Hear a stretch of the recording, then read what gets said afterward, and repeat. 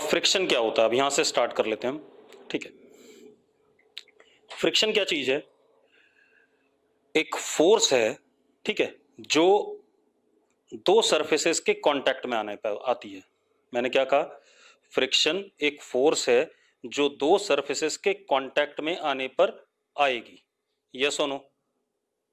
ठीक है, तो सबसे पहले आप लोग लिखो लिखो, चलो मैं लिख देता हूं। फ्रिक्शन इज टेंजेंशियल या फ्रिक्शन इज इलेक्ट्रोमैग्नेटिक, अभी एक्सप्लेन करेंगे, electromagnetic force between electromagnetic force and it is tangential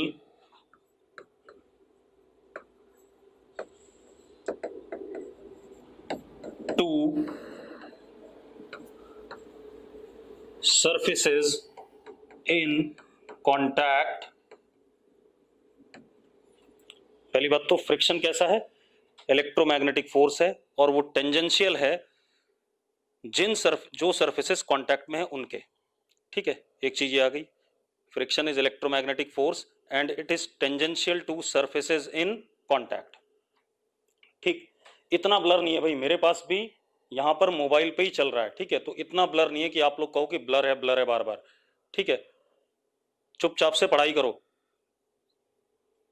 और मैं मीटिंग लॉक करने वाला हूं, जो ब्लर लिखेगा उसे रिमूव कर दूंगा बस। अब friction is electromagnetic force and it is tangential to surface in contact. अब क्या कहानी है? दूसरी चीज, व्हेन, ये कब होता है? व्हेन बोथ सरफेसेस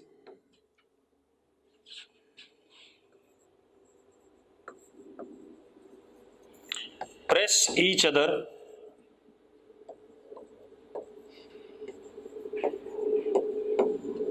जब दोनों सरफेस एक दूसरे को क्या करते हैं? प्रेस करते हैं, तब ये टेंजेंशियल फोर्स आता है दोनों सरफेसेस के ऊपर। इसका नेचर कैसा है? इलेक्ट्रोमैग्नेटिक। ठीक, इतनी बात। अब फ्रिक्शन का काम क्या है?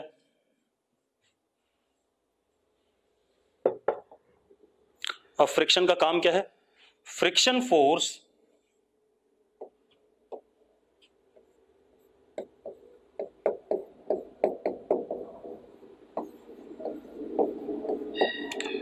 opposes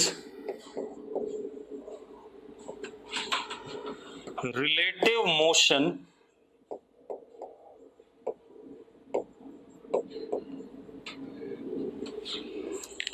between surfaces or opposes tendency of relative motion between surfaces। मतलब या तो रिलेटिव मोशन को अपोज करेगा या रिलेटिव मोशन के होने की टेंडेंसी को अपोज करेगा। अगर दो सरफेस एक दूसरे के ऊपर चलना चाहते हैं तो उसको चलने से रोकेगा, रिलेटिव मोशन होने से रोकेगा, या रिलेटिव मोशन अगर हो रहा है तो उसको होने से क्या करेगा? रोकेगा। मेरी बात क्लियर है तो यस लिखो। ठीक है, अब इतनी बात हो गई। अब देखते हैं जरा,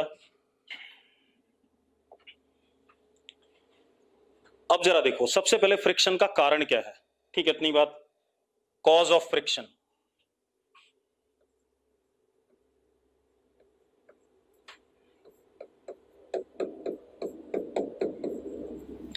old view.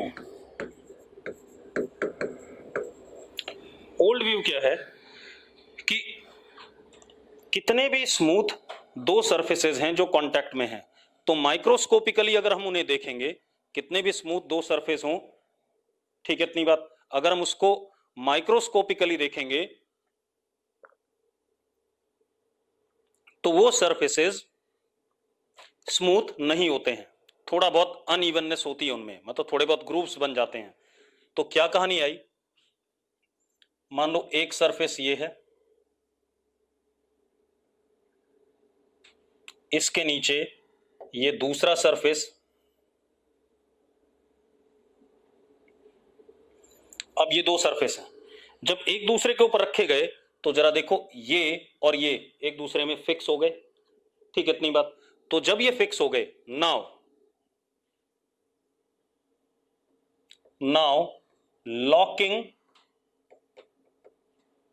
Of surfaces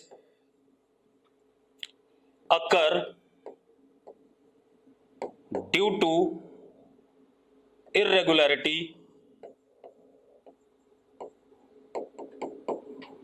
of surfaces. Now locking of surfaces occur due to irregularity of surfaces. अब जरा देखो लॉकिंग हो गई, therefore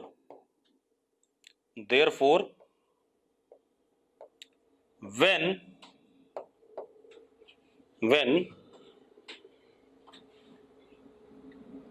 relative motion or tendency of relative motion arises,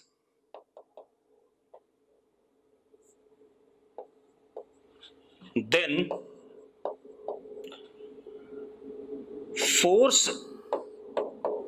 of friction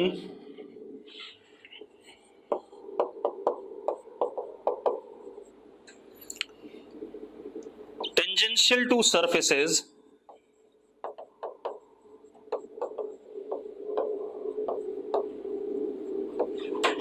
appear opposing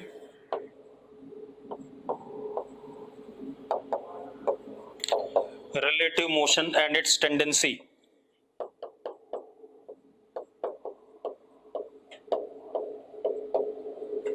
मान लो ये ऐसे चलना चाहता है तो इस पे अपोजिट डायरेक्शन में टेंजेंशियल टू सरफेस क्या डेवलप हो जाएगा, फ्रिक्शन, जो इसको आगे चलने से रोकेगा, ठीक है। और इस पे किधर, इस पे अलग डायरेक्शन में,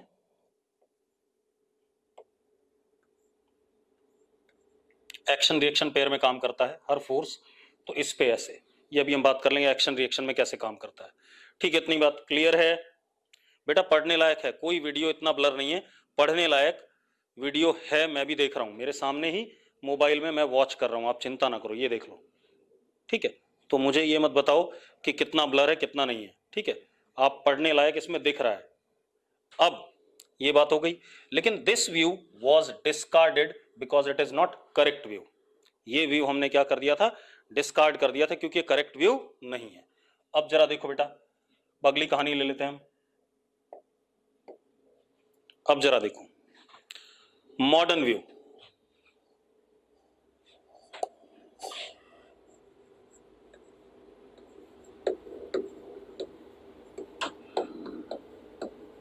अब मॉडर्न व्यू ध्यान से देखना भाई, ठीक है, इतनी बात।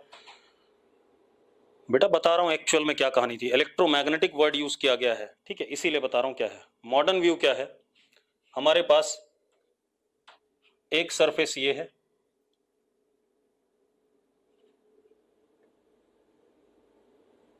और इसके नीचे ये दूसरा सरफेस है,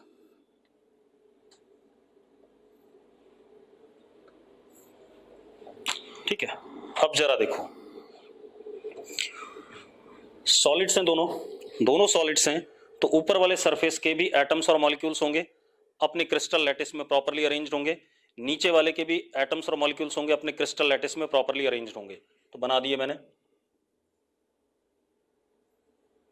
सिर्फ इसकी लोअर मोस्ट लेयर को ले रहा हूं, क्योंकि ऊपर वाली लेयर यहाँ के एटम्स के लिए दूर हो जाएगी, उस पर कोई इंटरेक्शन मतलब नहीं रहेगा। आप एक बात बताओ, आप जब क्लास में बैठते हो और टीचर पढ़ा रहा हो तो आप अपने आस पड़ोस वाले से ही बात कर पाते हो या नहीं, पहले बताओ मुझे, क्या दूर वाले से ही बात कर पाते हो, मतलब दूर वाले से आपका कोई इंटरेक्शन उस मोमेंट पे तो नहीं होता। तो सेम वे ये एटम अपने पास वाले एटम्स के साथ इंटरेक्ट कर सकता है, ना कि दूर वालों के साथ। तो अब नीचे वालों के एटम्स, ये बना दिए मैंने।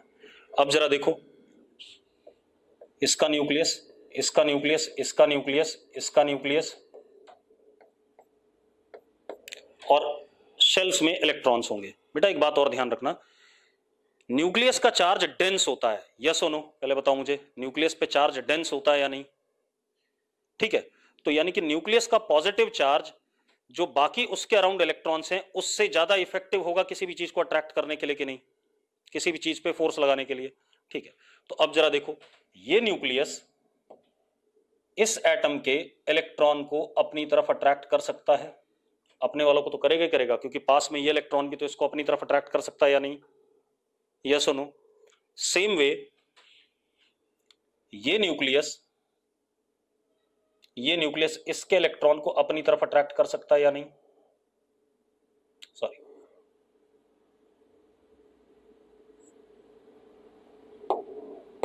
पहले हम नीचे वालों को ही देख लें।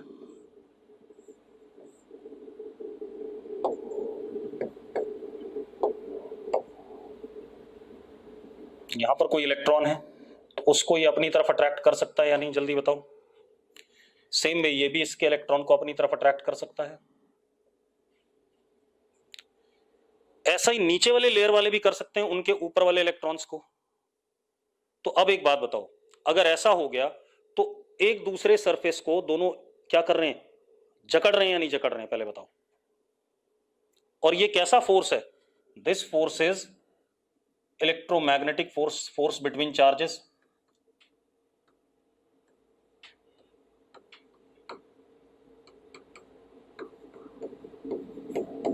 हाँ या ना? अब जरा देखो, इसका एक कंपोनेंट, ये जो फोर्स मैंने बनाया इसका एक कंपोनेंट टेंजेंशियल आता है कि नहीं आता, जल्दी बताओ मुझे। आता है टेंजेंशियल। तो अब जरा देखो, अगर एक सरफेस ये है और इसके न्नीचे ये दूसरा सरफेस है, जब ये सरफेस इधर चलना चाहेगा, ठीक है इतनी बात, तो नीचे वाले के जो न्यूक्लियस हैं वो इनके इलेक्ट्रॉन्स को जिनको अट्रैक्ट कर रहे थे उनको दूर जाने से क्या करेंगे, रोकेंगे या नहीं रोकेंगे? भाई देखो, यहां पर इलेक्ट्रॉन था, यहां पर ये न्यूक्लियस था, जब ये आगे जाना चाहेगा तो इस पे ऐसे करके फोर्स लगेगा कि नहीं लगेगा? लगेगा भाई।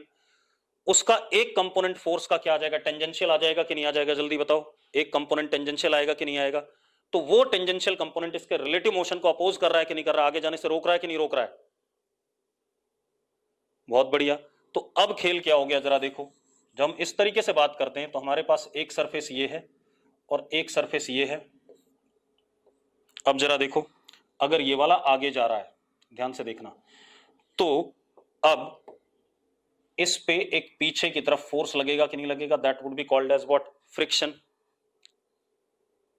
भाई यहां पर जो एटम था उसका न्यूक्लियस इसके जो यहां पर इलेक्ट्रॉन्स थे उनको आगे जाने से रोकेगा या नहीं रोकेगा, जल्दी बताओ मुझे। रोकेगा तो इसका एक कंपोनेंट टेंजेंशियल आएगा कि नहीं आएगा सरफेस पे? भाई इतनी बात कर रहा हूं। अब जरा देखो, ये कहानी हो गई, अभी ध्यान सुनो।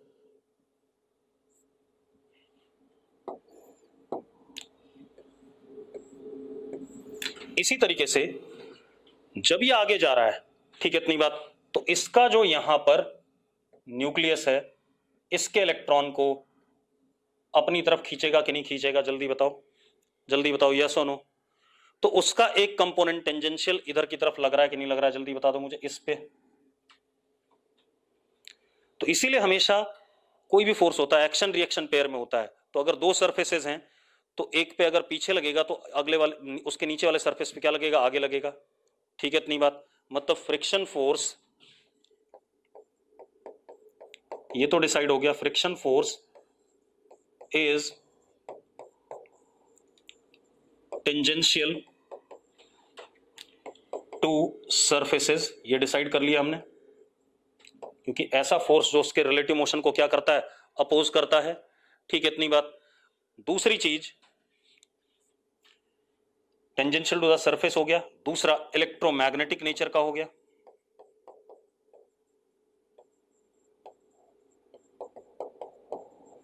अब किसी बच्चे ने कहा न्यूक्लियस न्यूक्लियस रिपल क्यों नहीं करते हैं?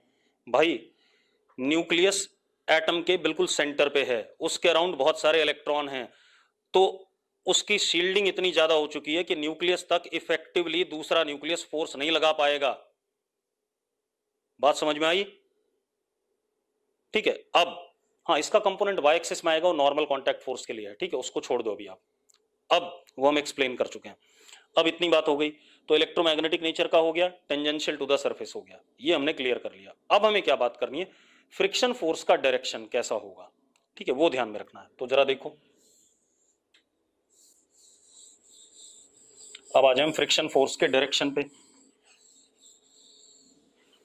सरफेसेस पे फ्रिक्शन फोर्स का डायरेक्शन। अब मेरी बात ध्यान सुनो बेटा, मैंने क्या बोला, फ्रिक्शन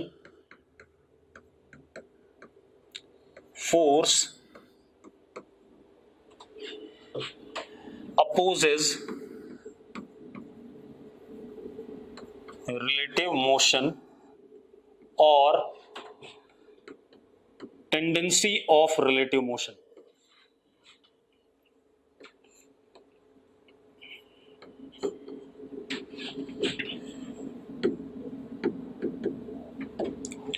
ये है बेसिक चीज, इतनी सी है, ठीक है। फ्रिक्शन फोर्स रिलेटिव मोशन को अपोज करता है या टेंडेंसी ऑफ रिलेटिव मोशन को अपोज करता है। अब देखो जरा कैसे, मान लो दिस इज ग्राउंड,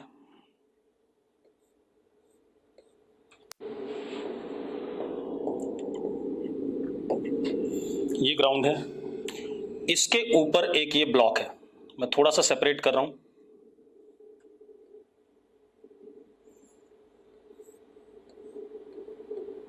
इसके ऊपर ये ब्लॉक है बेटा, ध्यान सुनना। अब एक बात बताओ, अगर ये ब्लॉक है, ठीक है, इतनी बात, ये ब्लॉक इधर जाना चाहता है राइट साइड में, तो एक बात बताओ, अगर यहां पर हम बैठ जाएं, अगर हम ऑब्जर्वर को यहां बिठा दें, तो ब्लॉक का सरफेस जो कांटेक्ट में है किधर जाना चाहता है, किधर रिलेटिव मोशन है उसका, किस साइड में रिलेटिव मोशन है, जल्दी बताओ भाई। इस सरफेस का रिलेटिव मोशन राइट साइड में है या नहीं, जल्दी बताओ। राइट साइड में बेटा, तो फ्रिक्शन फोर्स इसके रिलेटिव मोशन को क्या करेगा, अपोज करेगा, तो इस पे फ्रिक्शन फोर्स ऐसा लगेगा या नहीं लगेगा, जल्दी बताओ, यस और नो। ठीक है, एक और चीज, अब रुक जाओ, अगर मैं ऑब्जर्वर यहां बिठाता हूं, अगर मैं ऑब्जर्वर ऊपर वाले सरफेस पे बिठाता हूं, ऊपर वाले ब्लॉक पे, तो एक बात बताओ, ये ग्राउंड ऑब्जर्वर के रिस्पेक्ट में किधर जा रहा है, ये ग्राउंड ऑब्जर्वर के रिस्पेक्ट में किधर जा रहा है, लेफ्ट जा रहा है, यस और नो, रिलेटिव मोशन लेफ्ट है या नहीं है, यानी कि पीछे है।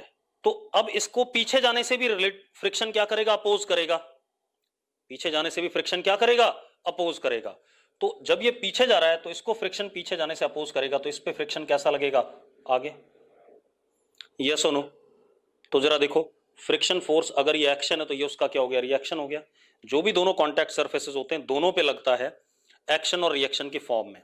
बस ये ध्यान रखना है कि रिलेटिव मोशन को अपोज करने वाला होना चाहिए। क्लियर है मेरी बात? ठीक है, तो friction force obeys Newton's third law.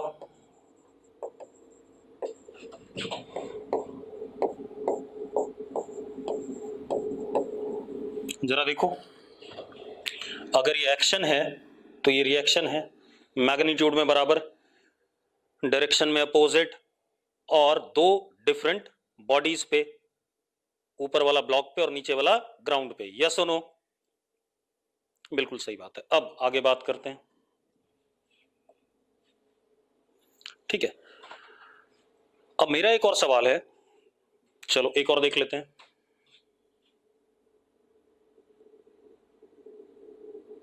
हमारे पास ये ब्लॉक है,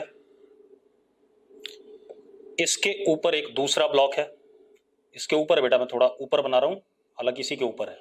अब मेरी बात सुनो, ये नीचे वाला ब्लॉक इधर जा रहा है,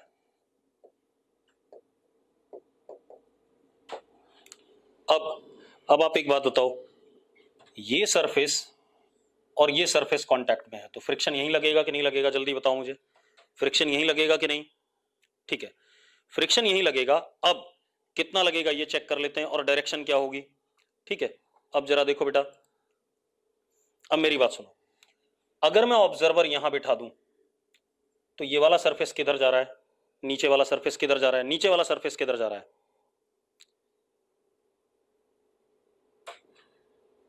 बेटा बड़े बेकार हो यार, ये ब्लॉक आगे जा रहा है और अगर ऑब्जर्वर ऊपर बैठा है तो किधर जाता हुआ दिखाई पड़ेगा? राइट जाता हुआ दिखाई पड़ेगा। कुछ लोग लेफ्ट लिख रहे हैं अभी भी। अरे भैया कैसे लेफ्ट जाता हुआ दिखाई पड़ेगा, जल्दी बताना मुझे। अब अगर ये राइट जाता दिखाई पड़ेगा तो इस पे फ्रिक्शन किधर लगेगा, पीछे। यस और नो? मोशन के अपोजिट, रिलेटिव मोशन के अपोजिट। ठीक है, अब सुनो एक मिनट। अब अगर मैं ऑब्जर्वर इस पे बिठाता हूं तो ये सरफेस किधर जाता हुआ दिखाई पड़ेगा, ऊपर वाला सरफेस किधर जाता हुआ दिखाई पड़ेगा? लेफ्ट। लेफ्ट जाता हुआ दिखाई पड़ेगा, तो फ्रिक्शन उसको लेफ्ट जाने से क्या करेगा, अपोज करेगा। अपोज करेगा तो किधर की तरफ लगेगा फ्रिक्शन? ऐसे लगेगा कि नहीं लगेगा, जल्दी बताओ मुझे। यस और नो? देखो जरा अगेन, एक्शन रिएक्शन के फॉर्मेट में आ गया कि नहीं आ गया? क्लियर है सबको? ठीक है, चलो अब आगे बात करते हैं। अब मेरा क्या सवाल है, अगर if man walks on ground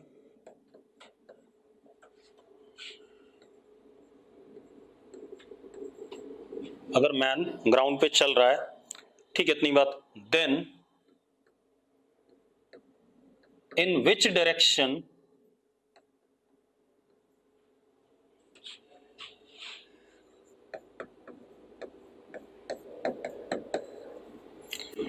friction force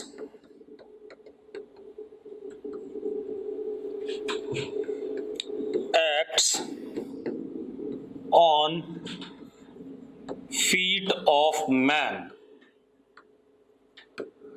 जल्दी बताओ भाई। देखो मेरी बात देख लो, मैं ऐसे चल रहा हूं तो मेरे ऊपर फ्रिक्शन किधर लगेगा, राइट या लेफ्ट, मतलब आगे या पीछे? आगे या पीछे, ऐसे बताओ।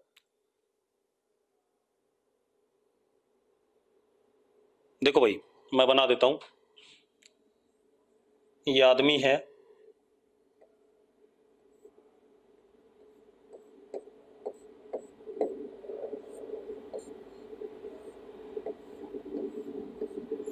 इधर की तरफ चल रहा है। अब फ्रिक्शन किधर लगेगा? एक ऑप्शन है इधर लगेगा, फर्स्ट ऑप्शन, और एक ऑप्शन है इधर लगेगा, सेकंड ऑप्शन। कौन सा करेक्ट है?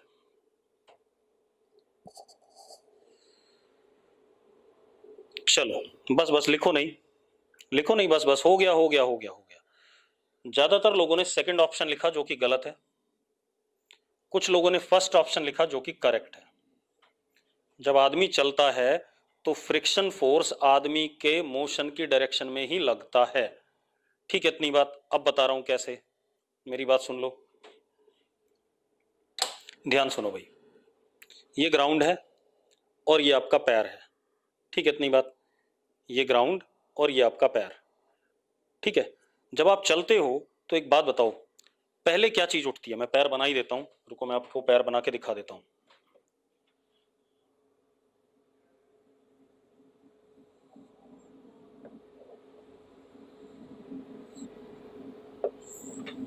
एक बात बताओ, जब आप चलते हो तो पहले क्या उठता है? हील उठता है या पंजे उठते हैं? आप चल इधर की तरफ रहे हो, क्या उठता है पहले, हील या पंजे? कौन बोल रहा है पंजे उठते हैं? जरा खड़े होकर के चल के दिखा। कोई बच्चा कह रहा पंजे उठते हैं, अरे बेवकूफ, जरा चल के दिखा पंजे उठा करके। चलो सिर्फ एक जानवर चलता है ऐसे, पेंगुइन, ठीक है, बाकी कोई नहीं चलता पंजे उठा करके। और वही बताऊंगा पेंगुइन क्यों करता है ऐसा, उसके पीछे भी लॉजिक है। पेंगुइन का स्ट्रक्चर कुछ इस टाइप का कि वो पंजे उठा करके चलता है। बाकी हम हमेशा हील उठा करके चलेंगे। तो अब जरा देखो, एक मिनट, अब मेरी बात सुनो। जब ये आदमी का पैर है, अब देखो जरा, मान लो ये ग्राउंड है, ध्यान से देखना, और ये मेरा पैर है, तो ऐसे करके पंजा उठा, तो जरा देखो, जब ये पंजा उठ रहा है तो मेरा पैर ग्राउंड के रिस्पेक्ट में किधर जा रहा है? जल्दी बताओ। जब ये पंजा उठ रहा है तो ग्राउंड के रिस्पेक्ट में पैर किधर जा रहा है? पीछे। तो ग्राउंड के रिस्पेक्ट में पैर का मोशन, रिलेटिव मोशन किधर है? पीछे। और अगर पैर का रिलेटिव मोशन पीछे है तो पैर पे फ्रिक्शन फोर्स किधर लगेगा? आगे लगेगा। बिल्कुल सही बात है। अब क्लियर हो गई कहानी? ठीक है, तो ये ध्यान रखो कि जब मैं चलता हूं, ठीक, इतनी बात, मुझे चलाने वाला ही फ्रिक्शन फोर्स है भाई। कोई एक बात बताओ, अगर आप जमीन पे चल रहे हो तो क्या कोई एक्सटर्नल फोर्स आपको धक्का दे रहा है? कोई दूसरा बंदा आया धक्का देने के लिए? नहीं ना। तो कोई ना कोई एक्सटर्नल फोर्स जरूर है जो आपको चलाएगा। वो कौन है? ग्राउंड लगा रहा है आपके ऊपर। ग्राउंड आपके ऊपर लगा रहा है, और क्या लगा रहा है? फ्रिक्शन फोर्स लगा रहा है। देखो, जब जब मैंने ऐसे करके चलना शुरू करा तो एड़ी जब उठी तो पैर विद रिस्पेक्ट टू ग्राउंड किधर गया? पीछे। तो फ्रिक्शन किधर लग जाएगा?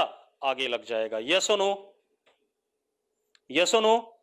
ठीक है, तो ये कहानी आ गई। आपको हमेशा ये चेक करना है कि जो सरफेसेस कांटेक्ट में हैं, उन सरफेसेस, एक सरफेस के रिस्पेक्ट में दूसरे का रिलेटिव मोशन किधर है। जिधर रिलेटिव मोशन है, या टेंडेंसी ऑफ रिलेटिव मोशन किधर है, जिधर रिलेटिव मोशन है, ठीक है, इतनी बात, उसके अपोजिट डायरेक्शन में फ्रिक्शन फोर्स लगेगा। ठीक है, चलो अब आगे बात करते हैं। अब मेरी बात सुनो बेटा, अब एक चीज और, फ्रिक्शन फोर्स की कहानी देखते हैं थोड़ा सा। मान लो ये ग्राउंड है,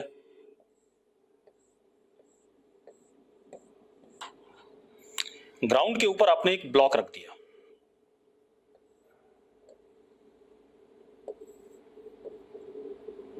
ठीक है। अब मेरी बात सुनो, आप एक काम करो, रुको, उससे पहले मैं एक चीज बताता हूं आपको।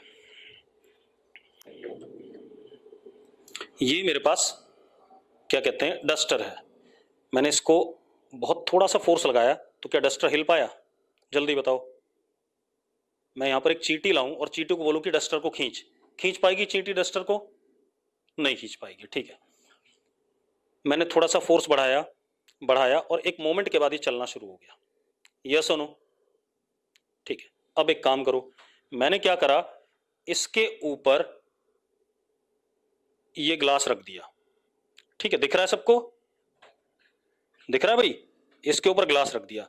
अब अगर मैं किसी से कहूं कि इस डस्टर को खींचो, तो खींचने में ज्यादा फोर्स, चलाने में ज्यादा फोर्स लगेगा कि नहीं लगेगा? जल्दी बताओ। ज्यादा फोर्स लगेगा। ठीक है, अब जरा देखो, सबसे पहले हम बात करते हैं लिमिटिंग फ्रिक्शन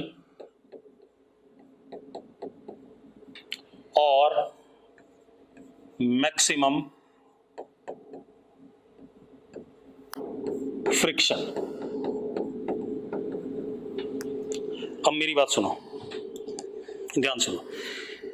इसने इस सरफेस को कितने से दबाया? N से। ग्राउंड को कितने से दबाया? N से। और ग्राउंड ने इसके ऊपर N लगाया। ये एक्शन रिएक्शन में है या नहीं है? जल्दी बताओ भाई। है? What is this? N is called, N is normal contact force. कहते हैं कि नहीं कहते हैं? यस और नो? और ये इलेक्ट्रोमैग्नेटिक नेचर का होता है, ये भी पता है आपको।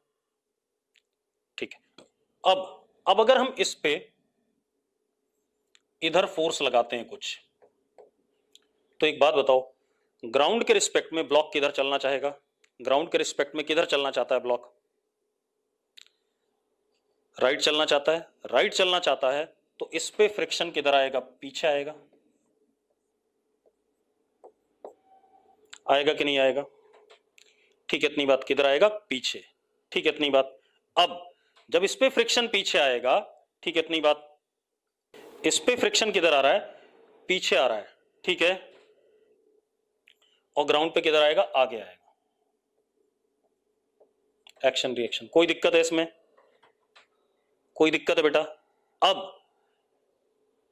If F is less then limiting friction, चलो एक काम करते हैं, इसको इस तरीके से नहीं समझते, चलो if F is less then limiting friction, अगर F लिमिटिंग फ्रिक्शन से क्या है, छोटा है, ठीक है, इतनी बात, मैक्सिमम फ्रिक्शन से छोटा है, तो क्या ये ब्लॉक चलेगा?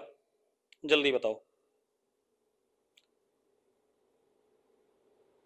नहीं चलेगा। एक काम करो, अपने घर में कोई भारी सा सामान हो, उसको जरा धक्का देके देखो, बता रहा हूं भाई, maximum friction, locking, limiting friction is that force opposing force या that opposing friction force which is maximum in magnitude and relative motion between the surfaces will appear only if that locking is broken. मेरी बात समझ में आ रही है? मैंने क्या कहा, जब तक ये लॉकिंग टूटे नहीं इनके बीच में, तब तक इनके बीच में रिलेटिव मोशन नहीं आएगा, ठीक है। एक काम करो, आपके घर में बेड होगा भारी सा, क्या आप उस बेड को अकेले खिसका सकते हो? नहीं खिसका सकते, तो आप फोर्स तो लगा रहे हो, लेकिन आपके फोर्स को अपोज करने के लिए कौन आ रहा है? फ्रिक्शन। और वो फ्रिक्शन यानी कि लिमिटिंग फ्रिक्शन, जो फ्रिक्शन की मैक्सिमम वैल्यू है, वो आपके लगने वाले फोर्स से क्या है? बड़ी है, ठीक है, इतनी बात। तो आप उस बेड को नहीं खिसका पाओगे। या एक काम करो, सड़क पे ट्रक खड़ा है, ट्रक को धक्का दे लेना यार, ट्रक चल जाएगा? नहीं चलेगा। मतलब आपने जितनी औकात थी लगा लो फोर्स, ठीक है। इसका मतलब जो अपोज कर रहा है फ्रिक्शन चलने से, रिलेटिव मोशन से, वो मैग्नीट्यूड में आपके फोर्स से बड़ा है या नहीं है? ठीक है, तो अब मैं लिख देता हूं, उसको बाद में देखेंगे, मैं डायरेक्टली लिख देता हूं। तो क्या कहानी है, लिमिटिंग फ्रिक्शन या मैक्सिमम फ्रिक्शन, ठीक, इतनी बात, किस पे डिपेंड करता है? एक चीज देखो, आप यहां पर ग्राउंड पे हल्का ब्लॉक रख दो 10 kg का, और आपने कुछ फोर्स लगाया, आप इसको चला सकते हो, आपकी औकात में है, हाँ या ना? ठीक है। लेकिन अगर मैं यहां पर ट्रक खड़ा कर दूं,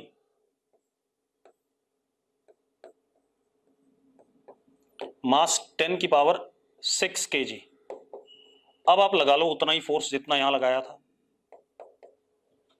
खिसकेगा? नहीं खिसकेगा। यानी कि जो लिमिटिंग फ्रिक्शन है that is proportional to normal contact force. जितने फोर्स से एक सरफेस दूसरे को दबा रहा है, उतना ही ज्यादा लॉकिंग बनेगी कि नहीं बनेगी, पहले बता दो। उतनी अच्छी लॉकिंग होगी कि नहीं होगी? तो limiting friction is proportional to normal contact force. Clear इतनी बात? एक तो ये। दूसरा, जो सरफेसेस कॉन्टैक्ट में है उनकी प्रॉपर्टी पे भी डिपेंड करेगा।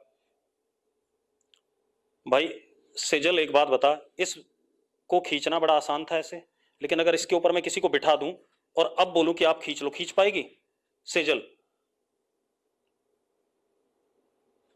नहीं खींच पाएगी ना। और इसके ऊपर बैठने से क्या चीज बढ़ी मेरे हाथ और इसके बीच में? क्या चीज बढ़ा, जल्दी बताओ? Normal contact force. और नॉर्मल कॉन्टैक्ट फोर्स बढ़ा तो अपोजिंग फ्रिक्शन भी बढ़ गया, ठीक है, इतनी बात। तो limiting friction is directly proportional to what? Normal contact force. एक चीज तो ये आ गई। दूसरा, इन दोनों सरफेस की प्रॉपर्टीज पे भी डिपेंड करेगा जो कॉन्टैक्ट में है, ठीक है, इतनी बात। तो F L is equal to some constant mu S into N, where mu S is coefficient of static friction between surfaces in contact। Mu S क्या है? Coefficient of static friction between surfaces in contact. और किस पे depend कर रहा mu S? On nature of surfaces in contact, on nature of surfaces in contact। Clear है मेरी बात? ठीक है भाई। तो दो चीजें हैं, जो मैक्सिमम फ्रिक्शन अपोजिंग मैग्नीट्यूड का मैक्सिमम फ्रिक्शन जो लगेगा वो किस पे डिपेंड करेगा? एक तो दोनों सरफेसेस के बीच में जो n है उस पे डिपेंड करेगा, नॉर्मल कॉन्टैक्ट फोर्स के ऊपर। ठीक है, इतनी बात। दूसरा किस पे डिपेंड करेगा? दूसरा डिपेंड करेगा उनके बीच में जो कोफिशिएंट ऑफ स्टैटिक फ्रिक्शन है। यस और नो? ठीक है, चलो अब आते हैं हम मेन काम पे। अभी तक तो हम मजाक कर रहे थे, अब आ जाओ मेरे साथ। एक एग्जांपल लेते हैं बढ़िया सा। मान लो एक हमारे पास ब्लॉक है, ब्लॉक का मास 10 kg, ठीक है। म्यू एस इज 0.5, म्यू के।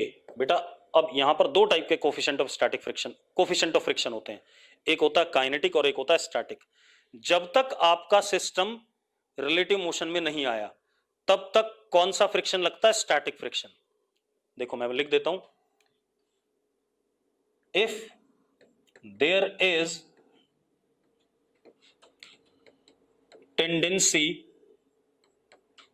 Of relative motion but relative motion do not occur.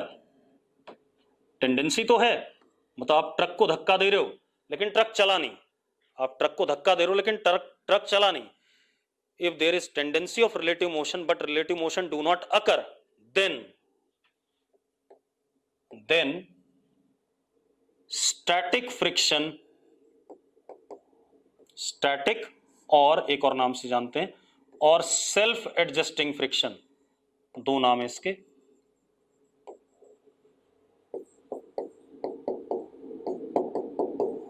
Acts. तब बॉडीज पे ये वाला फ्रिक्शन एक्ट करता है। अभी समझाऊंगा, चिंता ना करो, ठीक है, इतनी बात। एंड अगर आपने इतना धक्का दे दिया कि ट्रक चलने लगा, मतलब आपने क्रेन से खींचना शुरू करा ट्रक को, and if relative motion appears then kinetic friction acts. इतनी बात हो गई, क्लियर है? अब सवाल पे आते हैं। हाँ, एक चीज और है, mu S static coefficient of friction kinetic से बड़ा या उसके बराबर हो सकता है। अगर एक ही वैल्यू दे रखी है म्यू की, मतलब म्यू एस और म्यू के अलग अलग नहीं दिया, तो हम उसी को इक्वलिटी मान लेंगे कि mu S is equal to what? Mu K. Clear है इतनी बात? भाई ज्यादातर सवालों में दो वैल्यूज दी होती है और अगर एक ही वैल्यू दे रखी है तो म्यू एस और म्यू के बराबर माने जाएंगे। क्लियर है? ठीक है, चलो अब हम अपने क्वेश्चन पे आते हैं।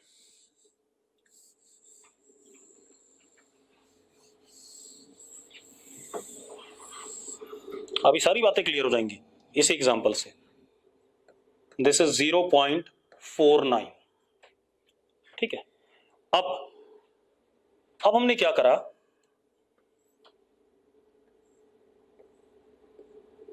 ग्राउंड के ऊपर, ग्राउंड और ब्लॉक के बीच में कोफिशिएंट ऑफ फ्रिक्शन ये था, ठीक है। ग्राउंड के ऊपर ये ब्लॉक रख दिया मैंने, फ्री बॉडी डायग्राम बनाने के लिए थोड़ा सा ऊपर बना दिया। क्लियर है? अब सबसे पहले देखो ब्लॉक पे क्या लगेगा? mg, that is 100। Block ground को दबाएगा कितने से? Normal contact force, that is n। Action तो उतना ही n इस पे क्या लग जाएगा? रिएक्शन। लगेगा कि नहीं लगेगा भाई, पहले बता दो मुझे, यस और नो? ठीक है। अब n की वैल्यू कितनी हो गई? n इज इक्वल टू 100, क्योंकि ऊपर नीचे ब्लॉक ने चलना नहीं है। सबको क्लियर है बात? n इज इक्वल टू 100, ठीक है। अब मेरी बात सुनो, अब हम इस ब्लॉक पे इधर की तरफ फोर्स लगा रहे हैं। क्या लगा रहे हैं? फोर्स। अब एक बात बताओ, जब हम इस ब्लॉक पे इधर की तरफ फोर्स लगा रहे हैं तो ब्लॉक की टेंडेंसी किधर चलने की है? जल्दी बताओ मुझे, ब्लॉक की टेंडेंसी किधर चलने की है? राइट। तो ब्लॉक पे फ्रिक्शन किधर लगेगा? ब्लॉक के सरफेस पे फ्रिक्शन किधर लगेगा? लेफ्ट। तो इस पे फ्रिक्शन लगा लेफ्ट और इस पे किधर? राइट। ये कहानी आ गई कि नहीं आ गई, पहले बताओ। बन गया सारा फ्री बॉडी डायग्राम? यस और नो? ठीक है। अब कभी भी कोई भी सवाल करना हो, ठीक है, तो सबसे पहले हम क्या करेंगे? लिमिटिंग फ्रिक्शन कैलकुलेट कर लेंगे, क्योंकि ब्लॉक चलता ही तब है जब अप्लाइड फोर्स लिमिटिंग फ्रिक्शन से क्या हो, बड़ा हो। यस और नो, यही पढ़ाया था मैंने अभी। ठीक है, तो लिमिटिंग फ्रिक्शन निकाल लो भाई। लिमिटिंग फ्रिक्शन की वैल्यू कितनी होती है, हमने अभी पढ़ा था, F L is mu S into N. तो F L is 0.5 into 100, that is F L is equal to 50 newton. किसी को दिक्कत है इसमें? किसी को दिक्कत हो तो बता दो भाई। नहीं। अब मेरी बात सुनो, मैंने क्या करा, ध्यान सुनो। मैंने F5 न्यूटन लगाया। मैंने F कितना लगाया, 5 न्यूटन। ब्लॉक चलेगा भाई, जल्दी बताओ। ब्लॉक चलेगा? नहीं। एक बच्चा यस लिख रहा है। कौन लिख रहा है यस? ये जिसने यस लिखा भाई वो बता दो मुझे बस। ब्लॉक नहीं चलेगा। क्यों? क्योंकि भैया इसको अपोज करने वाला जो फोर्स है मैक्सिमम, वो क्या है, 50 है। आगे 5 लग रहा है, पीछे 50 लग रहा है। ऐसे ही बोलोगे ना आप कि पीछे 50 लग सकता है, तो ये कैसे चल जाएगा भाई, जल्दी बताओ मुझे। ये ब्लॉक आगे चलेगा क्या? ये ब्लॉक पीछे चलेगा क्या? पीछे चलेगा क्या? जल्दी हाथ बंद कर भाई। अभिजीत, अभिजीत हाथ नीचे कर। इसको हटा ही दो, दादा हैंड रेज कर दिया है। कुछ जानना चाहता हूं तो इसे पता नहीं क्या समस्या है। हाँ भाई, मैं क्या कह रहा हूं, ये ब्लॉक पीछे चलेगा क्या, जल्दी बताओ। ये ब्लॉक पीछे चलेगा क्या, जल्दी बताओ मुझे।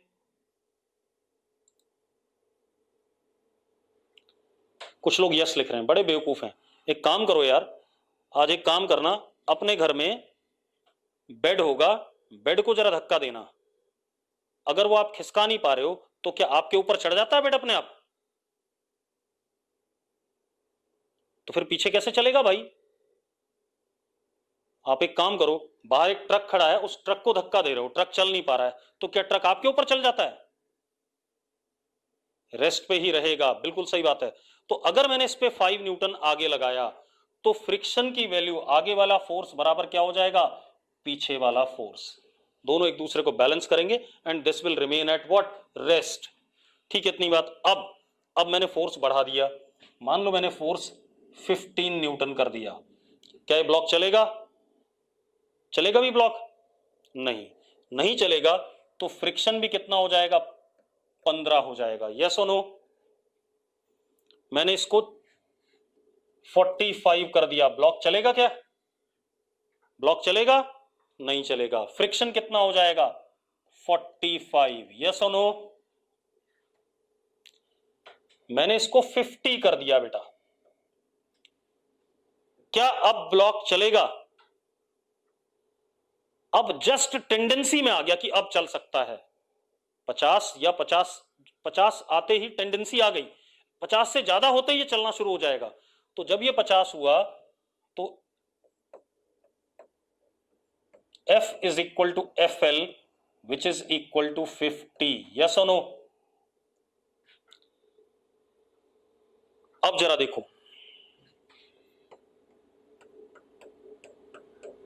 अब अगर मैं 50.001 भी करता हूं तो ब्लॉक चलेगा या नहीं चलेगा, जल्दी बताओ।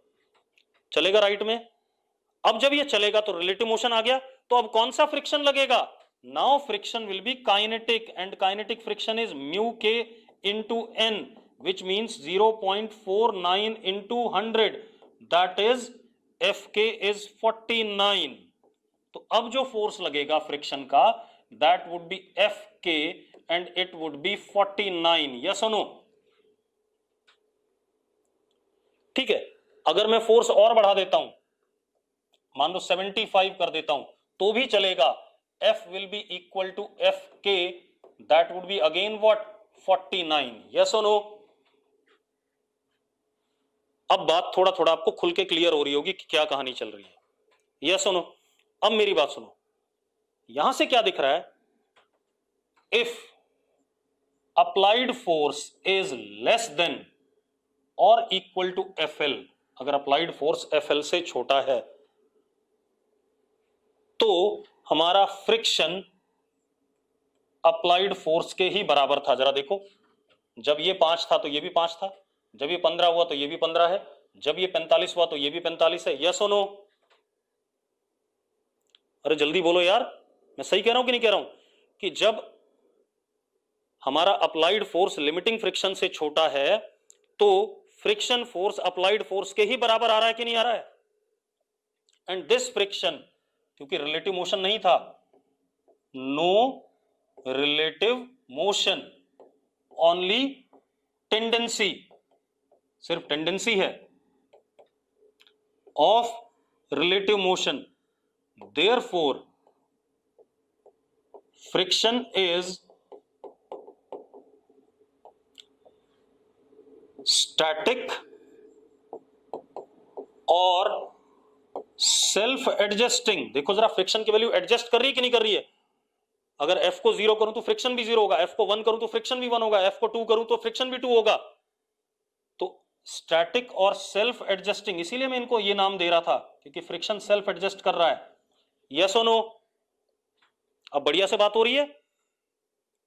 अब रुको, इसके बाद अब दूसरी चीज क्या है? If F is greater than FL, अगर फ्रिक्शन FL से बड़ा हो जाए, सॉरी अप्लाइड फोर्स FL से बड़ा हो जाए, ये तो केस 1 था, केस 2 को दूसरे कलर से ले लेते हैं। If F is greater than FL, अगर F लिमिटिंग फ्रिक्शन से बड़ा हो गया तो अब क्या हो गया? रिलेटिव मोशन आ गया, और फ्रिक्शन किसके बराबर हो गया? Friction is now equal to kinetic friction and relative motion occurs. Yes और नो? यस और नो? सबको क्लियर है बात? तो भाई लिख दो एक बार जितनी बातें मैंने बताई। अब एक काम करते हैं, देखो एक मिनट,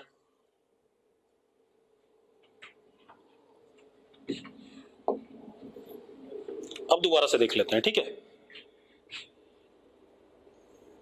ये ग्राउंड है, हमारे पास ये ब्लॉक है,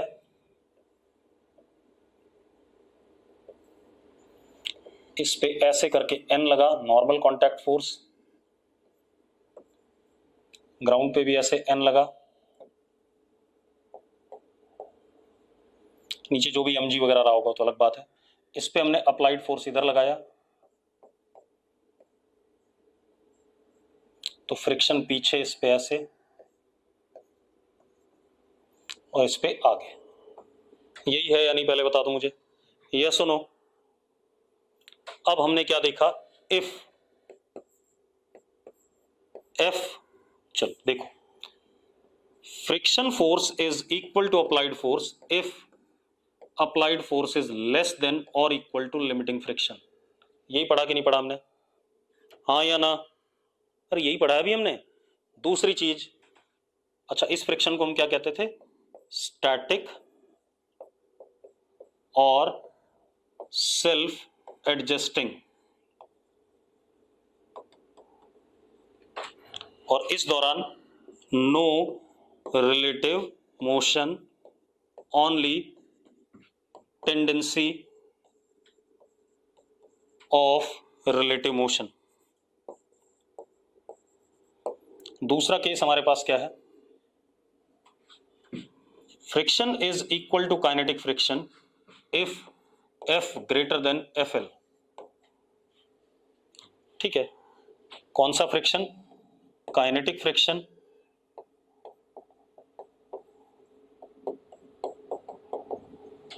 and relative motion occurs.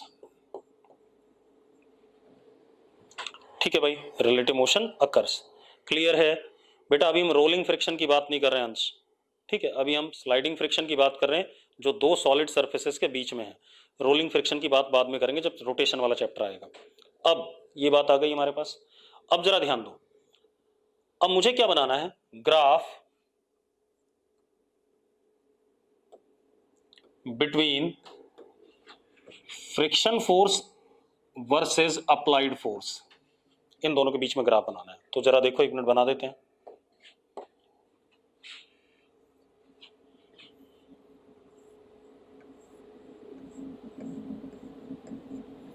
this is applied force and this is friction force.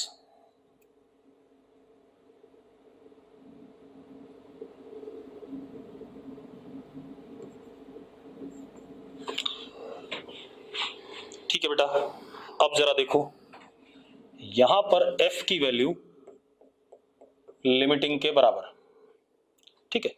तो जब तक अप्लाइड फोर्स लिमिटिंग से छोटा था या बराबर था तब तक friction was equal to applied force, यानी कि y is equal to X का ग्राफ बन रहा है कि नहीं बन रहा, जल्दी बताओ मुझे। y is equal to X है या नहीं है? y is equal to X का ग्राफ बन रहा है, मतलब straight line passing through origin at an angle 45 degree. तो अब जरा देखो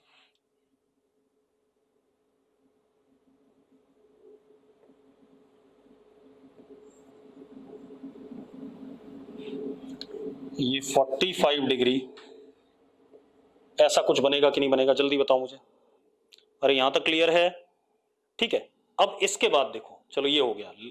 इसके बाद अचानक फ्रिक्शन कांस्टेंट हो जाएगा काइनेटिक के बराबर और थोड़ा सा छोटा हो जाएगा, और अगर म्यू एस और म्यू के बराबर ही है, अगर बराबर दे रखा है, देखो मैं बना देता हूं,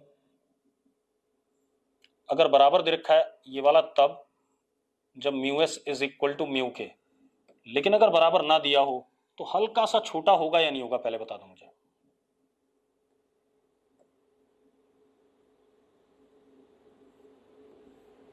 एफ के की वैल्यू थोड़ी सी छोटी है या नहीं, पहले बताओ मुझे। यस और नो? फ्रिक्शन कांस्टेंट हो गया कि नहीं हो गया? हाँ या ना? भाई जरा देखो, पहले तो आप इसका ग्राफ बनाओगे ना, ये y है ये x है। अमृत, y इक्वल टू एक्स का ग्राफ क्या बनता है? यही बनता है, straight line passing through origin at an angle 45 degree. ठीक है। उसके बाद इस f की इस वैल्यू के बाद f is equal to F L, यहां देखो लिखा हुआ है, इसके बाद फ्रिक्शन कांस्टेंट हो जाता है काइनेटिक के बराबर। काइनेटिक के बराबर हो जाता है तो फ्रिक्शन की वैल्यू कांस्टेंट हो गई। अब जरा देखो, एक मिनट ध्यान से देखो आप,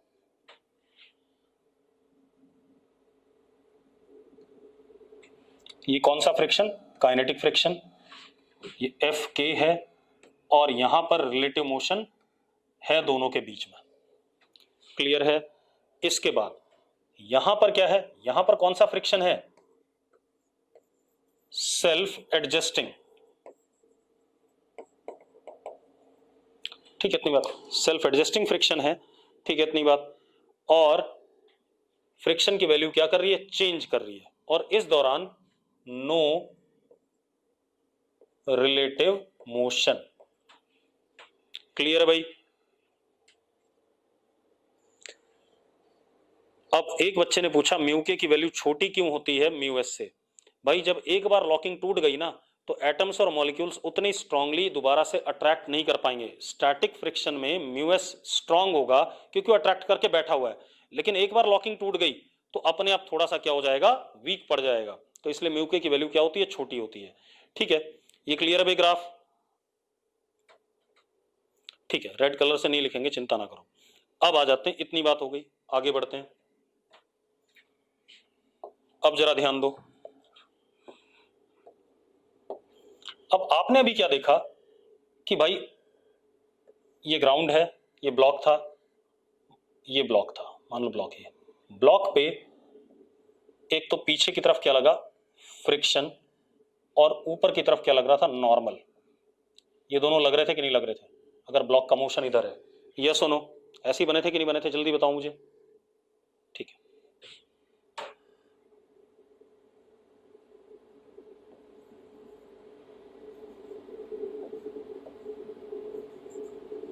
ठीक है। अब मेरी बात सुनो, this is normal contact force,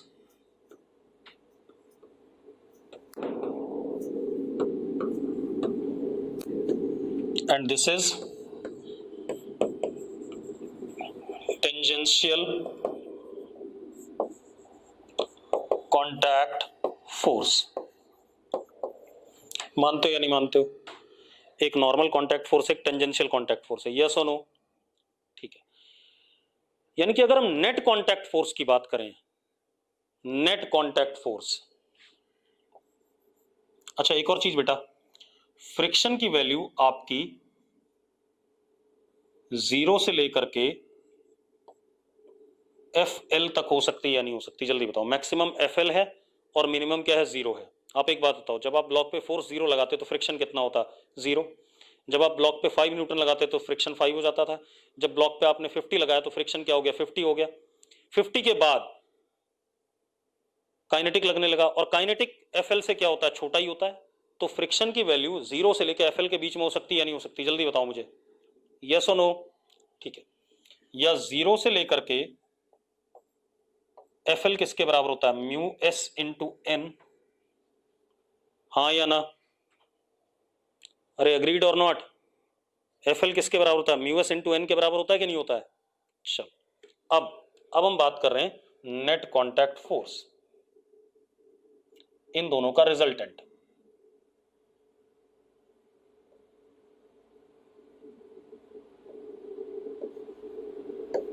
F C,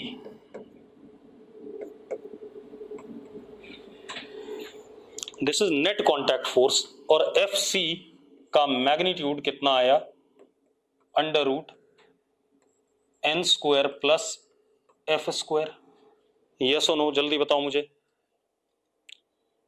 ये पक्की बात है, यही आ रहा है, ठीक है। चलो अब जरा देखो एफ सी की वैल्यू कहां से कहां हो सकती है। देखो एन तो फिक्स हो गया, एन तो जितने से दबा रहा है वो है, लेकिन फ्रिक्शन फोर्स जीरो अगर मैं डालता हूं यहां पर, तो एफ सी की मिनिमम वैल्यू आएगी कि नहीं आएगी, जल्दी बताओ मुझे, आएगी कि नहीं। और अगर मैं एफ एल डालता हूं तो मैक्सिमम वैल्यू आएगी कि नहीं आएगी, ठीक है। तो F C lies between N and under root N square plus F L square, मानते हो या नहीं मानते हो, हाँ या ना, मानते हो भाई। बेटा फ्रिक्शन की वैल्यू जीरो डाल सकते हैं और एफ एल डाल सकते हैं मैक्सिमम वाली। तो अब जरा देखो एफ सी की मिनिमम वैल्यू कितनी हो गई, नेट कांटेक्ट फोर्स की मिनिमम वैल्यू एन हो गई जब फ्रिक्शन जीरो होगा, it is when F is zero, and maximum कितना हो गया, N under root 1 plus mu S का square when F is equal to F L, हाँ या ना। एफ एल को क्या डाल सकते हो आप, म्यू एस इंटू एन, तो एन बाहर आ जाएगा कि नहीं आ जाएगा रूट से, अरे आ जाएगा भाई। तो ये एफ सी की मैग्नीट्यूड की बात हो गई कि नेट कांटेक्ट फोर्स, क्योंकि दोनों कांटेक्ट फोर्सेस हैं, एक टेंजेंशियल और एक क्या है, नॉर्मल है, तो दोनों का जो रिजल्टेंट आया वो नेट कांटेक्ट फोर्स कहलाएगा, and that would be equal to what, under root this का स्क्वायर प्लस दिस का स्क्वायर, क्योंकि दोनों के बीच में एंगल कितना है, 90 डिग्री है, हमें पता ही है, एक हॉरिजॉन्टल और एक क्या है, एक टेंजेंशियल और एक नॉर्मल है। ठीक, अब एक और चीज, this angle theta, this is direction of what, net contact force with the vertical, angle of net contact force या direction of net contact force with the vertical, हाँ या ना। ठीक है, जरा देखो एक minute, tan theta is equal to F upon N, लिख सकते हैं या नहीं लिख सकते हैं, जल्दी बताओ मुझे। tan theta is F upon N और नॉट, थोड़ा नीचे लिख देता हूं,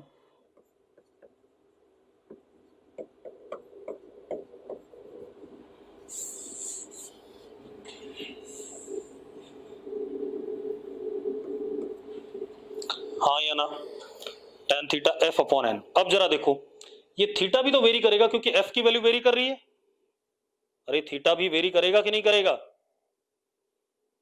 चलो देखो theta is equal to tan inverse F upon N. अब जरा देखो थीटा की मिनिमम वैल्यू, एफ की वैल्यू जीरो डाल दें तो जीरो आ जाएगा, और मैक्सिमम वैल्यू थीटा की कितनी, एफ की वैल्यू क्या डाल दें हम, यहां पर एफ जीरो, और यहां पर एफ कितना, एफ एल के बराबर कितना आ जाएगा, tan इनवर्स म्यू एस, क्योंकि एफ एल जब डालोगे तो एफ एल डालोगे तो एफ की वैल्यू क्या लिखोगे आप, mu S into N, N से एन कट जाएगा कि नहीं कट जाएगा, जल्दी बोलो भाई, जल्दी बोलो बेटा। ठीक है, तो अब जरा देखो एक और नया पॉइंट आ गया यहां पर, ध्यान सुनना।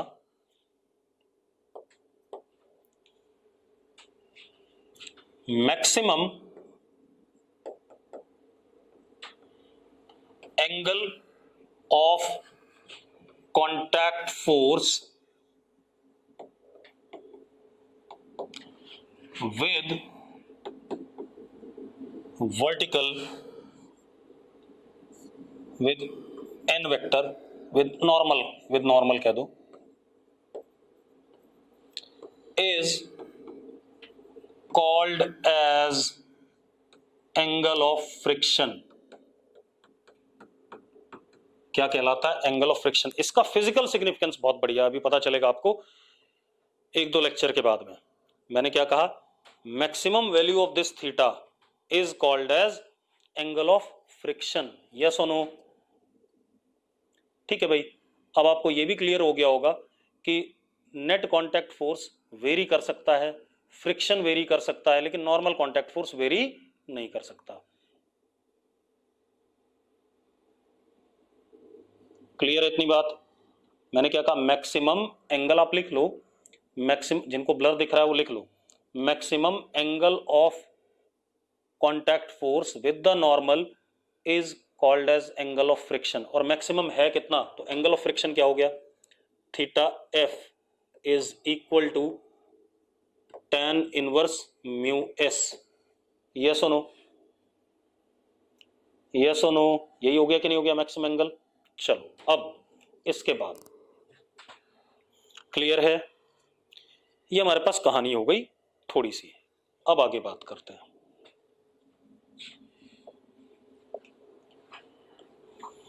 अब हम क्वेश्चन करने लायक हैं, थोड़ा बहुत क्वेश्चन, ठीक है? देखते हैं कैसे। हमारे पास क्या है? एक ये ब्लॉक है, ठीक है? ब्लॉक का मास 10 kg ग्राउंड पे रखा है।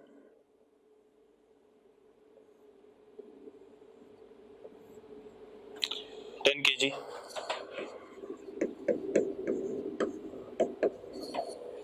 ठीक है? इस पे एक फोर्स ऐसे लग रहा है इधर की तरफ, F1, और एक फोर्स इस पे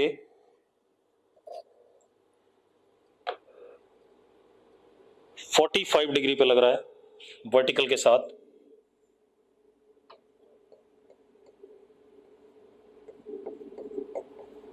नीचे की तरफ दबा रहे हैं हम इसे, F2, ठीक है?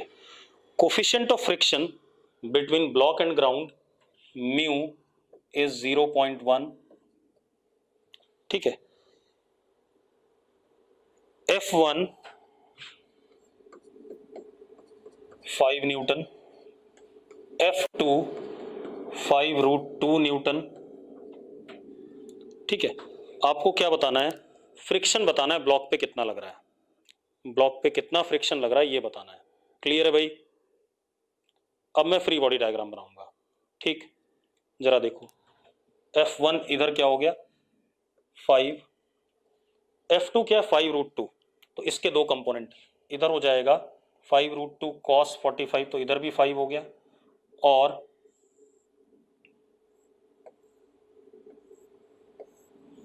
नीचे भी क्या हो गया 5 हो गया। एक तो ये कहानी आ गई। यस और नो? हाँ या ना? ठीक है। अब इसका mg देख लें। हाँ विनय बोल।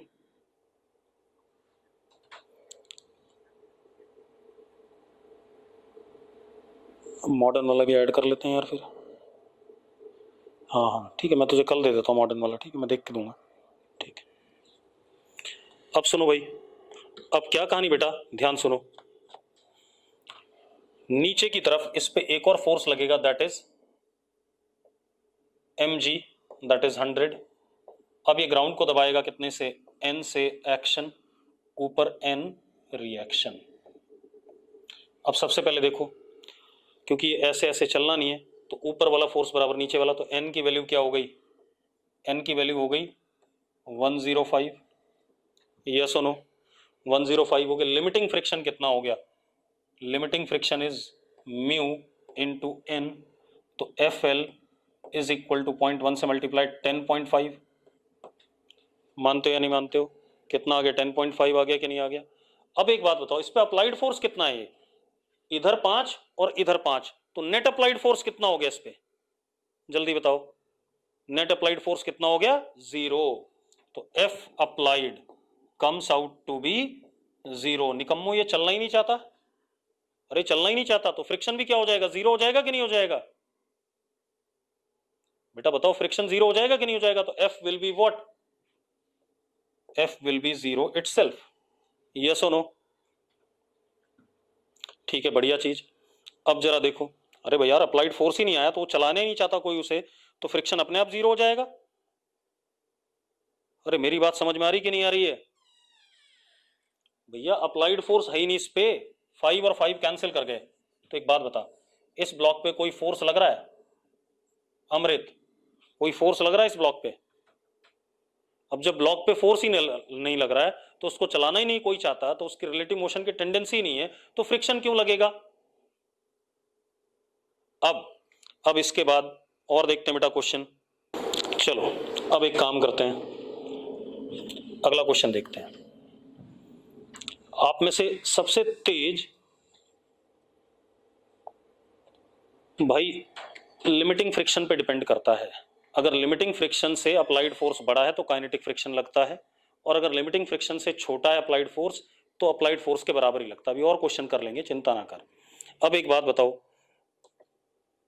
एक और काम करते हैं। कितने लोग ये सोचते हैं कि वो बहुत तेज दौड़ते हैं? कितने लोग हैं ऐसे?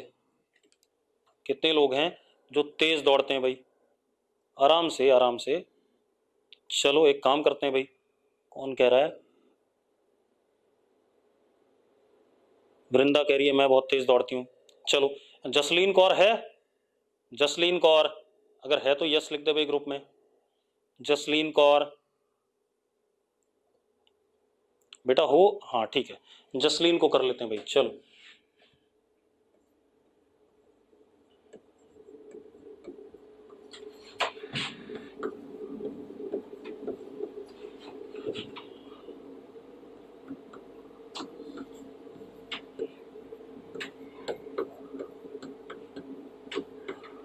ठीक है भाई, जसलीन और बोल्ट के बीच में 100 मीटर की स्प्रिंट कर लेते हैं। ठीक, अब एक बात बता दो यार, कौन जीतेगा? लिखो भाई, कौन जीतेगा? चलो देखते हैं। चलो जसलीन को नहीं दौड़ाते, किसी और को दौड़ाते हैं, अंश को दौड़ा देते हैं।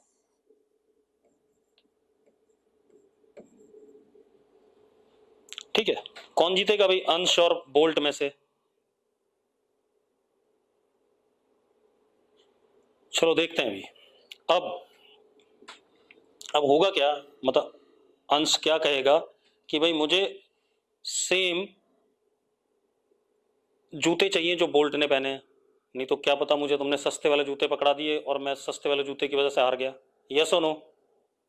ठीक है, तो सेम ब्रांड के दोनों को शूज दिए गए, दोनों को सेम ट्रैक पे दौड़ाया गया, दोनों को सेम ट्रैक पे भी दौड़ाया गया। क्लियर है? क्लियर है भाई? तभी तो, वरना अंश कहेगा बेईमानी हो गई मेरे साथ।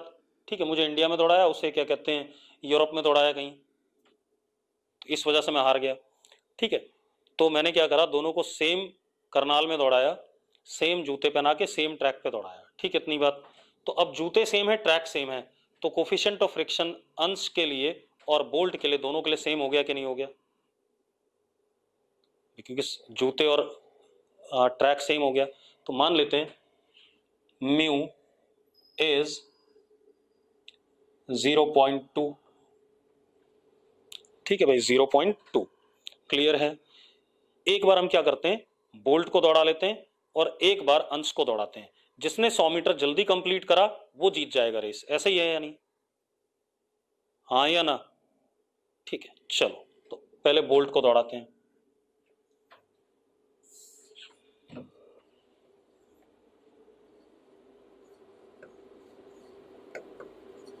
अब एक बात बताओ यार, बोल्ट का वजन कितना होगा, मास कितना है बोल्ट का अप्रोक्सीमेटली, जो भी आपको आइडिया हो, कितना हो सकता है?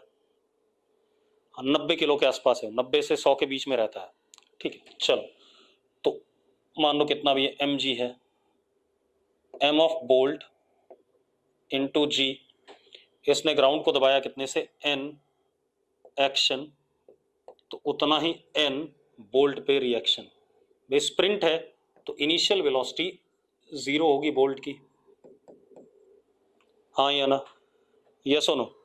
अब जरा देखो, जब वो दौड़ेगा तो उसके पैरों पे फ्रिक्शन आगे लगेगा या नहीं लगेगा, तभी तो दौड़ेगा यार, इसी फोर्स की वजह से तो दौड़ेगा।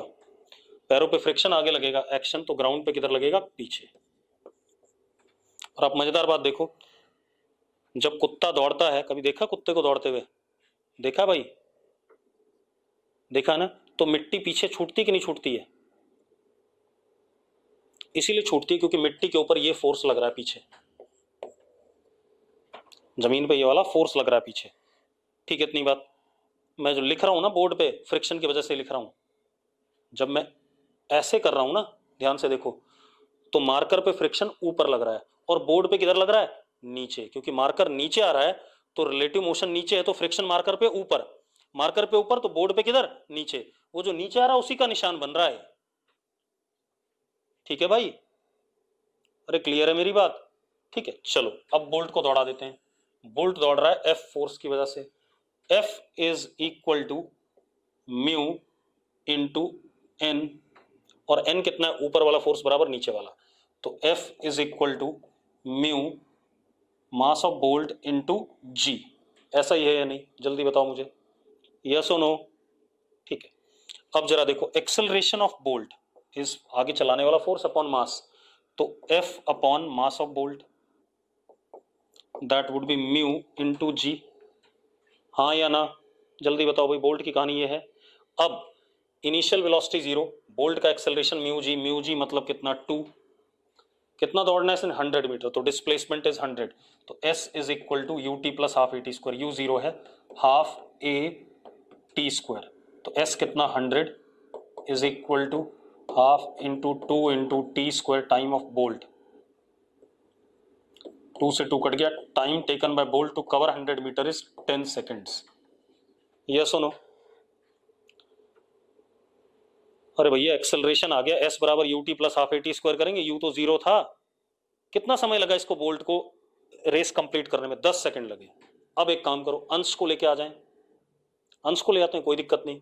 तो भैया कुछ नहीं होगा, यहां मास ऑफ क्या आ जाएगा, अंश आ जाएगा, बोल्ट की जगह मास ऑफ अंश n और इनिशियल वेलोसिटी ऑफ अंश, तो अभी भी इसे चलाने वाला कौन है, फ्रिक्शन, तो यहां ऐसा आ जाएगा, एक्सेलरेशन ऑफ अंश विल बी दिस, तो this would be again mu G. तो जब अंश दौड़ा तो भी एक्सेलरेशन 2 आया कि नहीं आया, जल्दी बताओ, तो भी एक्सेलरेशन 2 आया कि नहीं आया, अरे यस और नो। जिसने भी हैंड रेज करा उसको ग्रुप से हटाने वाला हूं मैं। ठीक है, तो अभी भी एक्सेलरेशन क्या आया, 2 आया, तो एक्सेलरेशन 2 आया तो रेस कंप्लीट करने में अंश को भी कितना समय लगा, 10 सेकंड, हाँ या ना, रेस कंप्लीट करने में अंश को भी कितना समय लगा, 10 सेकंड लगा कि नहीं लगा।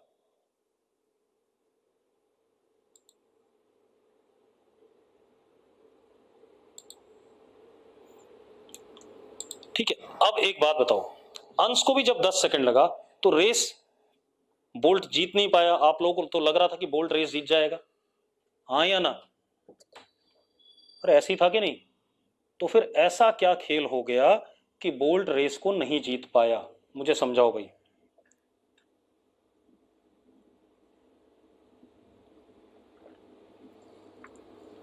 या ऐसा क्या होता है कि जब एक्चुअल में रेस होती है तो बोल्ट हमेशा जीत जाता है और अंश जैसे निकम्मे लोग हार जाते हैं। अंश को 10 सेकंड नहीं 20-25 सेकंड लगेंगे वहां पहुंचने में।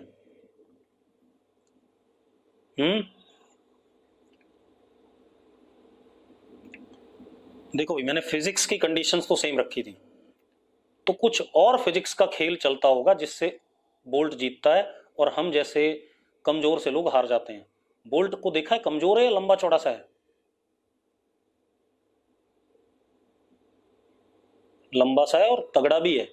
ठीक है, कभी भी आप देखना, कोई भी स्प्रिंट वाला जो क्या कहते हैं एथलीट होता है, वो स्प्रिंट वाला, मैं वो नहीं कह रहा, लॉन्ग डिस्टेंस वाले जो स्प्रिंट रेसेस में पार्ट लेते हैं उनकी बिल्ट बहुत अच्छी होती है, मतलब वो फिजिकली काफी स्ट्रांग होते हैं। चलो देखते हैं भाई ऐसा क्यों, एक्चुअल में क्या होता है। देखो एक मिनट, अब मेरी बात ध्यान सुनना। जब भी रेस होती है तो आप पैर जमीन पे मारते हो, बार बार मारते हो या नहीं मारते हो। एक्चुअल में ये जो हमने करा अभी ये गलत करा है। क्या हमेशा अंश के पैर जमीन पे हैं और बोल्ट के पैर जमीन पे हैं? हमेशा है भाई, ऐसा तो नहीं पैर ऊपर नीचे उठते पड़ते रहते हैं। तो अगर ऐसा होगा ऊपर नीचे उठते पड़ते रहेंगे तो देखो, तो जिस छोटे से मोमेंट के लिए पैर पड़ा जमीन पे F, उस force F is equal to m dv by dt, क्योंकि बहुत छोटे से टाइम के लिए पैर जमीन पे होता है, हाँ या ना, मास इनटू एक्सेलरेशन। ठीक है, एक मिनट ध्यान सुनो। पैर जितने मतलब पैर फॉर अ मोमेंट जमीन पे पड़ेगा, तो फॉर अ मोमेंट जमीन पे पड़ेगा, तो अब हमारे पास ध्यान से देखो m into V final minus v initial is f into D T का इंटीग्रेशन, यही होगा कि नहीं होगा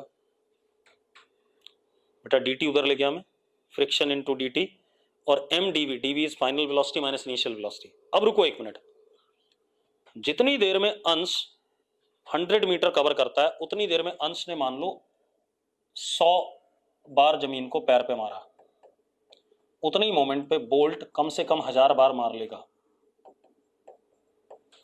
तो यहां पर 1000 से मल्टीप्लाई हो जाएगा ये बोल्ट के लिए, और अंश के लिए कितने से मल्टीप्लाई होगा? कितनी बार पैर जमीन पे मारा अंश ने? 100 बार मारा। तो कौन रेस जीतेगा भाई? कौन रेस जीतेगा? किसमें चेंज ज्यादा आएगा? बोल्ट के वेलोसिटी में। अब यानी कि आप कभी भी देखना, जो साइकिल्स पर सेकंड बोल्ट के पैर के होंगे जमीन पे पड़ने के, वो बहुत ज्यादा होंगे एज कंपेयर टू किसी नॉर्मल इंसान के। ठीक है, आप ऐसे देखो, हमने पढ़ा हुआ F is equal to mass into acceleration, mass into dv by dt। F dt is equal to mass into change in velocity. अगर ये बड़ा होगा तो चेंज इन वेलोसिटी ज्यादा होगा या नहीं होगा? जल्दी बताओ मुझे गौरांगी, अगर एफ डी टी बड़ा होगा तो चेंज इन वेलोसिटी ज्यादा होगा या नहीं? तो भाई यही बात तो कह रहा हूं यार मैं। अगर बोल्ट 1000 बार पैर को जमीन पे मारता है 100 मीटर कवर करने में, और अंश 100 बार मारता है, तो बोल्ट के लिए 1000 से मल्टीप्लाई होगा, और अंश के लिए कितने से मल्टीप्लाई होगा? सिर्फ 100 से। तो किसमें चेंज ज्यादा आएगा वेलोसिटी में? ठीक है, इतनी बात, ये कहानी है। ठीक है, चलो अब आगे बात करते हैं। ठीक है,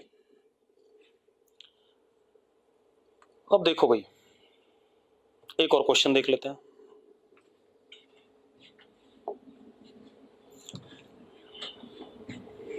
और दूसरी चीज भाई, खाने पीने पे भी डिपेंड करता है। बोल्ट की बिल्ट ऐसी है कि उसकी बॉडी के अंदर फालतू चीजें नहीं है, वो इतनी एनर्जी स्टोर कर रखी है उसने। ठीक है, उसको वो बड़े अच्छे से काइनेटिक एनर्जी में यूज करता है पैर को कई बार मार के। ठीक है, इतनी बात, आप थक जाओगे थोड़ी देर में ही, आप तो 10 मिनट में ही, 10 मिनट क्या, थोड़ी देर में ही थक जाओगे, 25 मीटर में ही। आपने देखा होगा जब भी स्प्रिंट रेस होती है, तो आप देखो शुरू के 25 मीटर में जितने भी स्प्रिंटर्स होते हैं वो लगभग लगभग सेम लेवल पे होते हैं, लेकिन उसके आगे कोई ना कोई एक दो बंदे होते हैं जो आगे निकल जाते हैं। ठीक है, इतनी बात, जो पैर को जमीन पे ज्यादा बार मारते हैं, यानी कि उनके अंदर स्टोर्ड एनर्जी क्या है, ज्यादा है, उसको वो ज्यादा अच्छे से क्या कर रहे हैं, यूटिलाइज कर रहे हैं। ठीक है, अब एक और क्वेश्चन करते हैं।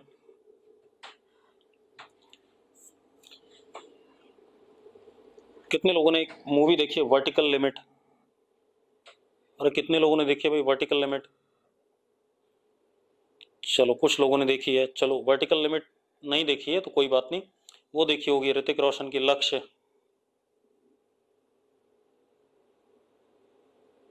मतलब कुछ ना देखा तुमने, चलो कोई बात नहीं। अब है क्या क्वेश्चन, क्या है ध्यान सुनो। ये दो हमारे पास, चलो पहले एक आदमी बना देते हैं।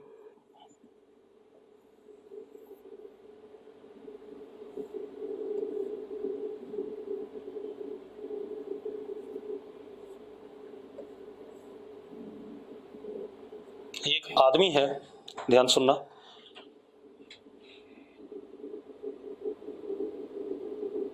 एक ये वर्टिकल वॉल है, और एक ये वर्टिकल वॉल है। होता नहीं कोई आदमी अपने आप को दो दीवारों के बीच में फंसा लेता है ऐसे चढ़ते हुए, होता है ऐसा कि नहीं होता है? और ऐसे करके रुक सकता है। अरे हाथ और पैर से आगे दबाता है दीवार को और अपनी बैक से पीछे दबाता है और बीच में अटका रह जाए। ऐसा लक्ष्य में हुआ था, ऋतिक रोशन अटका हुआ था एंड वर्टिकल लिमिट में भी हुआ था। ठीक है, अब खेल गया। मान लो कौन है ये, मान लो कौन, किसको माने भाई, चलो पारस चावला को ले लेते हैं। ठीक है, पारस चावला है, पारस का mass m is equal to 60 kg। ठीक है, ये बीच में अटका हुआ चुपचाप से। ठीक है, मतलब एट रेस्ट है। Coefficient of friction between Paras body and the walls is 0.5। ठीक है, अब क्वेश्चन लिखो, क्वेश्चन लिखो, क्या बताना आपने? Find magnitude of force with which find magnitude of force with which man should push both the walls, find magnitude of force with which man should push both the walls। एक बात बताओ, अगर आदमी दीवारों को दबाएगा नहीं तो गिर जाएगा कि नहीं गिर जाएगा? आप कभी भी ऐसे दो दीवारों के बीच में अटकना चाहते हो तो आपको दोनों दीवारों को दबाना पड़ेगा। ठीक है, तो मुझे क्या पूछा गया कि कितने फोर्स से आदमी दीवारों को दबाए ताकि वो यहां पर रेस्ट पे रह सके। चलो अब एक काम करते हैं बेटा, फ्री बॉडी डायग्राम बना लेते हैं।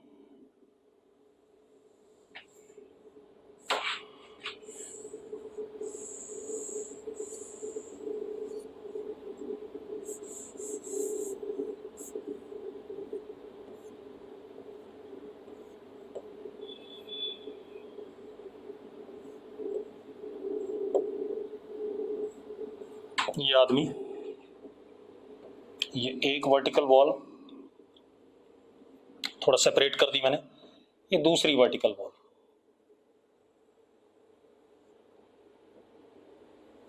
बेटा है कांटेक्ट में, लेकिन मैं डायग्राम बनाने के लिए इसे सेपरेट कर रहा हूं। सबसे पहले इस आदमी पे नीचे की तरफ लगेगा 600, लगेगा या नहीं लगेगा जल्दी बताओ, यस और नो। ठीक है, अब ये सामने वाली दीवार को दबाता है कितने से? N1 एक्शन, हाथ और पैर से। तो इस आदमी पे पीछे की तरफ क्या लगता है? रिएक्शन N1, लगेगा कि नहीं लगेगा? आगे की दीवार को N1 एक्शन, तो दीवार ने इस पे N1 रिएक्शन। ऐसी पीछे वाली दीवार को दबाता है N2 एक्शन, तो इधर N2 रिएक्शन। मानते हो या नहीं मानते हो? मानते हो भाई? अब जरा ध्यान दो, रुको रुको रुको रुको, अब सुन लो, पहले ध्यान सुन लो और ना बाद में बोलोगे रिपीट कर दो, इसलिए चुपचाप सुन लो पहले। इस 600 की वजह से आदमी किधर आना चाहता है? नीचे। यस सुनो, आदमी किधर आना चाहता है? नीचे। तो इसकी बैक, ये जो कांटेक्ट है यहां पर, कांटेक्ट जो है ये पॉइंट किधर आना चाहता है? किधर आना चाहता है जल्दी बताओ? अरे जो बैक इसका दीवार के साथ कांटेक्ट में है, ये वाला पॉइंट किधर आना चाहता है? जल्दी लिखो, नीचे। नीचे आना चाहता है विद रिस्पेक्ट टू दीवार, तो इस पे फ्रिक्शन किधर लगेगा? ऊपर। F2। सेम वे ये इसके हाथ और पैर किधर आना चाहते हैं? नीचे, तो इस पे फ्रिक्शन किधर लगेगा? ऊपर। F1। और इस पे F2 ऊपर, तो F2 दीवार पे नीचे और इस पे F1 नीचे। जरा देखना आप कभी ना ऐसे बीच में टिकना, तो दीवार से मिट्टी नीचे की तरफ आ रही होगी। नीचे की तरफ क्यों आ रही होगी? क्योंकि F1 और F2 नीचे लग रहे हैं दीवार पे, ऐसे झड़ती है। ठीक है, अब सुनो, अब ये आदमी रेस्ट पे है, ये हमें पता है। अगर आदमी रेस्ट पे है तो इधर वाला फोर्स बराबर इधर वाला फोर्स। यस और नो? यस और नो जल्दी बताओ, क्योंकि आगे पीछे तो चल नहीं रहा, दीवार तोड़ के कहीं निकल तो जाएगा नहीं। तो N1 is equal to N2, एक तो ये आ गया, N1 is equal to N2। दूसरी चीज बेटा, F1 is equal to mu N1 and F2 is also equal to mu N2, और ये दोनों बराबर है तो मैंने इनको N मान लिया। तो ये क्या हो गया, ये भी म्यू एन हो गया और ये भी क्या हो गया, म्यू एन हो गया। कोई दिक्कत है इसमें, जल्दी बताओ मुझे। अरे दोनों बराबर है तो मैंने एन मान लिया उन्हें। अब ये नीचे तो गिर नहीं रहा है, तो नीचे वाला फोर्स बराबर क्या, ऊपर वाला फोर्स, यस और नो, नीचे वाला फोर्स बराबर क्या, ऊपर वाला फोर्स। तो नीचे वाला फोर्स कितना 600, ऊपर कितना F1 प्लस F2, यस और नो। तो 600 is equal to mu N plus mu N, यानी कितना 2 म्यू एन। मानते हो या नहीं मानते हो बेटा? ये आदमी क्या दीवार फोड़ के आगे चला जाएगा या दीवार तोड़ के पीछे चला जाएगा? तो N1 N2 तो बराबर ही होंगे। सक्षम आनंद, N1 और N2 बराबर होंगे या नहीं होंगे, पहले बताओ मुझे। और ये चल नहीं रहा है, ठीक है। मुझे एक बात और बोल देनी चाहिए थी कि N की मैक्सिमम वैल्यू बता दो, ठीक है। तो कर दिया हमने। अब जरा देखो, मतलब लिमिटिंग केस है, जस्ट इससे छोटा अगर लगेगा तो गिर जाएगा, एन की वैल्यू छोटी लगा दे तो। अब जरा देखो, चल नहीं रहा तो ये स्टैटिक फ्रिक्शन होगा भाई, लिमिटिंग वाला। जो बच्चा लिख रहा है काइनेटिक होगा स्टैटिक होगा। पहली बात तो म्यू की मैंने एक ही वैल्यू दी है, तो जो भी होगा ये, लेकिन होगा कौन सा, स्टैटिक फ्रिक्शन, ठीक है। इतनी बात। अब जरा देखो, म्यू की वैल्यू 0.5 डाल दें तो एन बराबर कितना आ गया 600। मतलब ये आदमी आगे वाली दीवार को भी 600 से दबाए और पीछे वाली दीवार को भी 600 से दबाए तो ये आदमी नीचे नहीं गिरेगा, और अगर इससे कम से दबाएगा तो नीचे गिर जाएगा। क्लियर है? क्लियर है भाई? ठीक है। अब बाकी क्वेश्चन हम कल करेंगे, क्योंकि क्वेश्चन ही अब थियरी ज्यादा नहीं है, मुझे थोड़ा बहुत और बताना थियरी में, क्वेश्चन कल करेंगे, ठीक है। तब देखते हैं।